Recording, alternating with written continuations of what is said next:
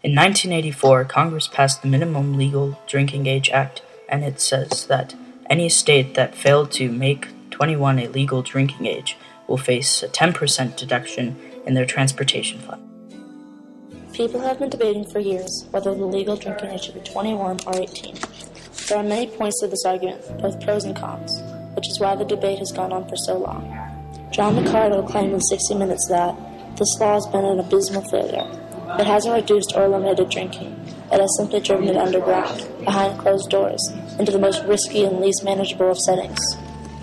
He also claims the law has created a dangerous culture of risky behavior, such as drinking games where the point of the game is to get as drunk as you can in the least amount of time possible. 85% of 20-year-old Americans reported that they have used alcohol. 2 out of 5 said they had binged. The truth is, no matter what the drinking age is, kids will find a way to get around it. I got it from a friend. It's like the old days of prohibition. From the suburbs to college campuses to inner cities, kids find ways to get around the 21-year-old limit. You're 15, right? Yeah. Yeah, I gotta call your There parents. is hope, though, to lower the drinking age to 18.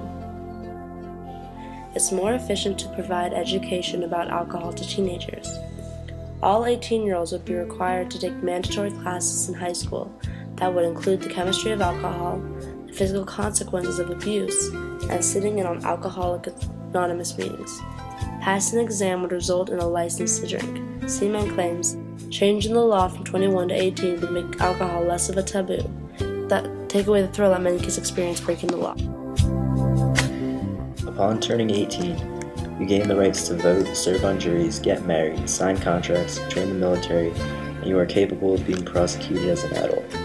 Therefore, young adults to make the same kind of responsible decisions about alcohol that we believe them capable of making in the voting booth, in the jury box, on the battlefield. the United States having the MLDA set as 21 might not be the way to lower the rate of traffic fatalities. European countries that have lower drinking ages have had more success with decreasing traffic fatalities than the United States has had since the 1980s. According to some research in the past, teens who drink alcohol have a higher chance of academic failure. Therefore, allowing teens to drink will negatively affect most students' academic performance. When teens drink alcohol, they are more likely to binge drink than people above the age of 21, thus demonstrating that teens are more prone to alcohol abuse than older people and should not be allowed to consume alcohol. And also, the earlier a person begins alcohol use, the greater the chances are of that person becoming an alcoholic later in life, suffering negative physical withdrawal symptoms and harming his or her brain during its development. European countries have a lower drinking age, and it seems to work for them. But America is not a European country. We start driving earlier, and with a lower drinking age, the amount of drunk drivers would go up. That would also raise the amount of alcohol-related crashes. And teens are going through physical changes and new challenges, such as peer pressure, new situations and urges. Putting alcohol into that mess is a bad idea. This will make teens more vulnerable to drugs, depression, violence, and other social ills. In July of 2007, there was a poll taken about this topic saying 22% of Americans say they are for it. 77% of Americans aren't, and 1% aren't sure.